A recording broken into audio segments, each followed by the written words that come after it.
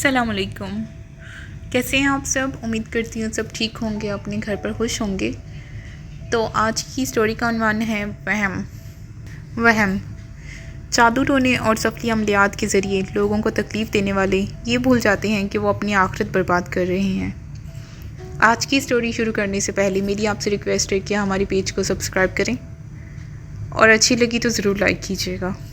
آج پھر تمہیں وہی دورہ پڑ گیا. کس قدر وہمی اور شکی مزاج عورت ہو تم. دنیا میں وہم کا کوئی علاج آج تک دریافت نہیں ہوا اور یہ مرض لا علاج ہے. عامر صوبیہ کی بات پر غصہ میں آ گیا اور اسے بہت برے انداز میں ڈانٹا. بے بسی کی وجہ سے صوبیہ کی آنکھیں بھر آئیں. یہ ایک ایسا موضوع تھا جس پر عامر کچھ سننے کو تیار نہیں ہوتا تھا اور وہ بے بس تھی. اپنی بات اسے سمجھانے سے لاچار رہتی تھی. ہر بار عامر اسے اسی انداز میں ڈانٹا، ہر بار وہ الٹا اسی پر الزام لگا دیتا، کیونکہ صوبیہ کے پاس کوئی ثبوت نہیں ہوتا اور ثبوت حاصل کرنا تو صوبیہ کے لیے بہت مشکل تھا. میں سچ کہہ رہی ہوں، اگر آپ میری بات توجہ سے سنیں تو شاید آپ کی سمجھ میں آ جائے. میں نے خود اسے دیکھا تھا. بے بسی سے کہا. اس کی بات ادھوری رہ گئی. جانیں تمہارے اندر یہ وہم کیوں پیدا ہو گیا؟ روز بروز تم ذہنی مریضہ بنتی جا رہی ہو. زندگی حرام کر کے رکھ دی ہے تم نے میری. اس کے لہجے نے صوبیہ کو لرزا کر رکھ دیا. اس کا رہا سہا حوصلہ بھی جاتا رہا. حیرت ہے مجھے تم پر. یوں تو تم بہت بڑی مولانی بنتی پھرتی ہو، ہر وقت دوپٹہ سر پر مونڈھے لمبی لمبی نمازیں پڑھ رہی ہوتی ہو، مگر تمہارا ایمان اس قدر کمزور ہے تمہیں تعویذ گنڈوں پر اعتبار ہے. عمر پلیز ایسے نہ کہو، ایسی بات نہیں ہے. اس کے بے رحم الفاظ پر صوبیہ کا چہرہ سفید پڑ گیا اور وہ رونے لگی. اپنا نقطۂ نظر اس پر واضح کرنے میں وہ پہلے بھی ناکام رہی اور آج بھی ناکام ہو گئی. میرا خیال ہے تمہیں کسی ماہر نفسیات کی ضرورت ہے. اگر یہی حال رہا نا تمہارا تو اگلے چند سالوں تک تم میرے لیے عذاب بن جاؤ گی. اس کے چہرے پر پہلے کرب کو دیکھ کر عمر کے دل میں ندامت ہوئی. اس نے اپنا لہجہ کنٹرول کیا، لیکن اس کے سنگ دلانہ جملے نے اس کے نازک دل کو تڑپا دیا. ایک اندیکھا سا دھواں اس کے چہرے پر دکھ کا غبار بن کر چھا گیا. مگر عمر نے خود دیکھا تھا اپنی آنکھوں سے کہ نادیہ نے خود چینی میں سفید سفوف ملایا تھا اور وہ چینی خاص ہمارے لیے استعمال ہوتی تھی. عمر نے کچھ ناگوار نظر سے اس کے خستہ حال وجود کو دیکھا جو ان چند دنوں میں زیادہ ہی بے حال ہو گیا تھا. اس نے اپنے سر کو زور سے نفی میں ہلایا. میں مان نہیں سکتا. میری بہن ایسا کیوں کرے گی؟ اور اسے تم سے کیا ایسی جلن تھی جو وہ تم پر جادو ٹونا کرنے لگی؟ ایک تو مجھے سمجھ نہیں آ رہا کہ تم ہر وقت اس کی جاسوسی میں کیوں لگی رہتی ہو. تمہیں کوئی اور کام نہیں؟ تم شکی عورت ہو. تمہارا مرض روز بروز بڑھتا چلا جا رہا ہے. صورت دیکھو ذرا اپنی. جلاپے اور بیکاری کے غصے سے کیسی ہوتی چلی جا رہی ہے. آنکھوں کے گرد ہلکے پڑ گئی ہیں اور چہرے کی جلد جھلس گئی ہے. کہاں گیا تمہارا وہ روپ جس میں گلابیاں تھیں؟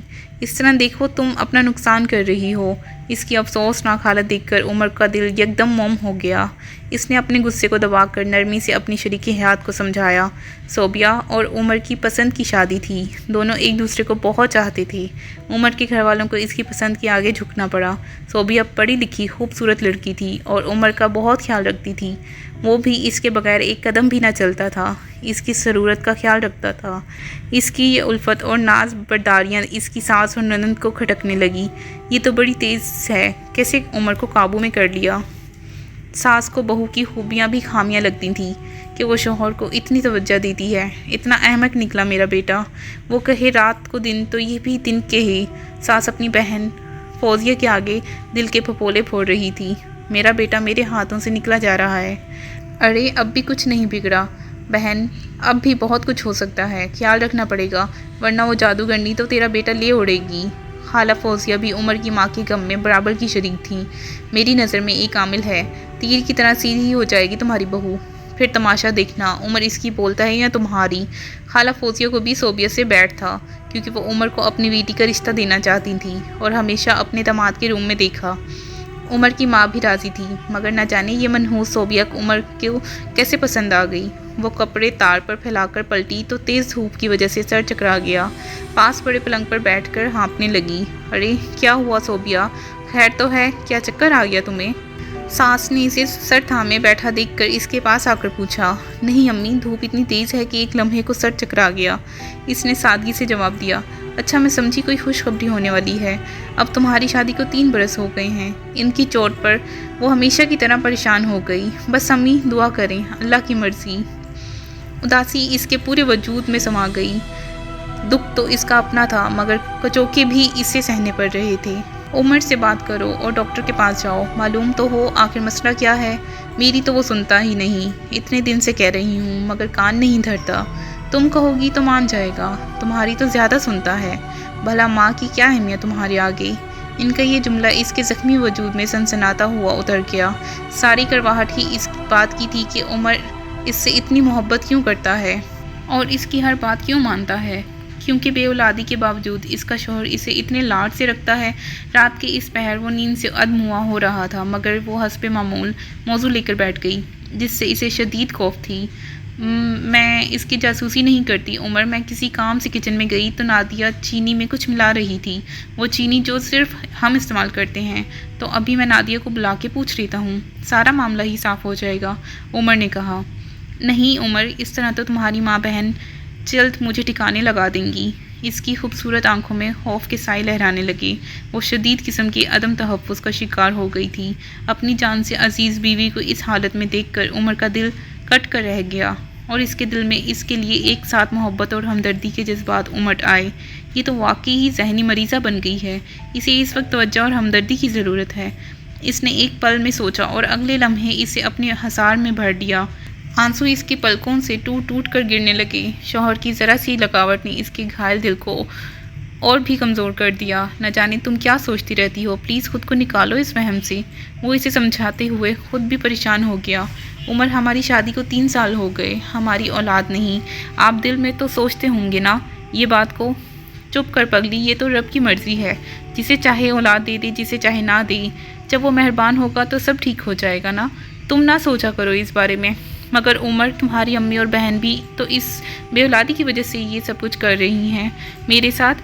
وہ پھر اسی موضوع پر لوٹ آئی، تم چھوڑو ان باتوں کو، میں کل ڈاکٹر کے پاس لے کر جاؤں گا تمہیں۔ اور صوبیہ دکھ سے سوچتی رہی۔ عمر اس کی بات کو اہمیت نہیں دے رہا تھا۔ ایک شام کھانا پکاتے ہوئے وہ استری کا سوئچ کھلا چھوڑ آئی تو یاد آنے پر سوئچ آف کرنے کے لیے اپنے روم میں گئی تو ٹھٹک کر رہ گئی۔ نادیہ اس کے کمرے میں مشرقی کونے میں جھکی نہ جانے کیا کر رہی تھی، اسے دیکھ کر گھبرا گئی۔ کیا ہوا نادیہ، کیا ڈھونڈ رہی ہو؟ صوبیہ نے پوچھا۔ بھابھی، میرا جھمکا آپ کے کمرے میں گر گیا تھا، سوچا کل آپ کے کمرے میں بیٹھی تھی ادھر نہ گر گیا ہو۔ صوبیہ کی طبیعت ہر وقت خراب رہنے لگی، کوئی کام کرنے کو دل نہ کرتا۔ عمر سے بھی اب اکثر تکرار ہی رہتی۔ اس کے اگلے دن نادیہ اس کے روم میں دیواروں پر پانی چھڑکاؤ کر رہی تھی۔ پوچھنے پر بتایا یہ دم کا پانی ہے۔ صوبیہ کو تو پہلے ہی سے شک تھا۔ عمر سے بات کی تو کہنے لگا، کیسی جاہل عورت ہو تم، شکی عورت، دم کے پانی پر بھی تم شک کرتی ہو۔ وہ ہر صورت عمر کو بتانا چاہتی تھی مگر اتنی پھٹکار کے باوجود وہی موضوع لے کر بیٹھ جاتی۔ اب دونوں میاں بیوی اپنی جگہ پریشان رہنے لگے۔ بہت دنوں بعد عمر کا موڈ خوشگوار ہوا تو اس نے گجرے خریدے، سوٹ اور چوڑیاں خریدیں۔ وہ اپنی جان سے عزیز بیوی کو خوش دیکھنا چاہتا تھا۔ جب سب گفٹ لے کر وہ گھر میں داخل ہوا تو اسے غیر معمولی پن کا احساس ہوا۔ سارے گھر پر اداسی چھائی ہوئی تھی۔ صوبیہ اندر کمرے میں تھی۔ وہ ماں کے بجائے آج پہلے صوبیہ کے پاس جانے لگا۔ وہ شوق مست جذبات لیے کمرے میں داخل ہوا تو وہاں سطح چہرے کے ساتھ صوبیہ بیٹھی تھی۔ کیا ہوا؟ اس کا اتنا پوچھنا تھا کہ وہ غضبناک لہجے میں چیخی، یہ پوچھیں کیا نہیں ہوا؟ میں نہ کہتی تھی کہ آپ کی ماں بہن مجھ پر تعویذ کراتی ہیں، اور آج میں آپ کو ثبوت دکھاتی ہوں۔ اس نے مجنونانہ انداز میں پیٹ پر پڑے تکیے کو ادھیڑنا شروع کر دیا۔ عمر کو آج اس کے پاگل پن کا یقین ہو گیا تھا۔ یہ دیکھیں، یہ تعویذ آج نادیہ نے سیا ہے میرے تکیے میں، اللہ برباد کرے ان کو۔ وہ جاہل عورتوں کی طرح بین کرنے لگی، زبان بند کرو اپنی، میری بہن کے خلاف ایک لفظ بھی نہیں بولنا ورنہ طلاق دے دوں گا۔ شور سن کر عمر کی ماں بھی وہاں آ گئی۔ پاگل نہیں، چلاک کہو اسے، چلاک۔ بیٹا یہ تمہیں ہم سے دور کرنا چاہتی ہے، میں بھلا تعویذ کیوں کروں گی؟ ماں ہوں، تمہاری دشمن نہیں ہوں۔ ماں نے زور زور سے رونا شروع کر دیا۔ ماں کی آہو دفع سن کر اس کے اندر شعلے بھڑکنے لگے اور اس نے غصے میں صوبیہ کو مارنا شروع کر دیا اور دھکے دے کر گھر سے نکال دیا۔ دفع ہو جاؤ جاہل شکی عورت، میری زندگی برباد کر دی ہے تم نے۔ صوبیہ کا بسا بسایا گھر منٹوں میں اجڑ گیا۔ وہ روتی بلکتی اپنے ماں باپ کے گھر چلی گئی۔ آج عمر نے اپنے وکیل سے بات کرنے کا پکا ارادہ کر لیا تھا۔ وہ جلد صوبیہ کو طلاق دینا چاہتا تھا، مزید اس وہمی عورت کے ساتھ نہیں رہنا چاہتا تھا۔ تیار ہو کر اپنے کمرے سے نکلا تو ماں کی آواز پر رک گیا جو اپنی بیٹی سے کہہ رہی تھی، پڑی ہوئی چینی بہا دو اور تعویذ کی راکھ کو مٹی میں دبا دو۔ شکر ہے جان چھوٹی صوبیہ سے، بنجر زمین میرے بیٹے کو کھائے جا رہی تھی، اب دیکھنا اپنی پسند کی بہو لاؤں گی اپنے بیٹے کے لیے۔ دونوں ماں بیٹی نے زوردار کہکا لگایا صوبیہ کی بے بسی پر۔ ماں کی آواز پر عمر کا اپنے پیروں پر کھڑا ہونا مشکل ہو گیا۔ اس کے سر پر کئی آسمان ٹوٹے جیسے کسی نے اونچائی سے زمین پر لاپٹکا ہو۔ اس کی ماں اتنا نیچے گر سکتی ہے یہ وہ سوچ بھی نہیں سکتا تھا۔ اس نے دل میں خدا کا شکر ادا کیا کہ صوبیہ کو طلاق نہیں دی۔ اسے یقین تھا کہ اس کی وفادار اور جان سے عزیز بیوی اسے معاف کر دے گی۔ اس نے وکیل کی طرف جانے کے بجائے اپنے سسرال کا رخ کر لیا۔ آخر صوبیہ سے معافی مانگ کر اسے گھر بھی تو لانا تھا۔ تو یہ تھی آج کی ہماری سٹوری۔ امید کرتی ہوں آپ لوگوں کو اچھی لگی ہوگی۔ اچھی لگی تو پلیز کمنٹ میں ہمیں اپنی رائے سے ضرور آگاہ کیجیے۔ اس کے ساتھ میں آپ سے اجازت چاہوں گی۔ ملتے ہیں اگلی سٹوری میں انشاءاللہ۔ اللہ حافظ۔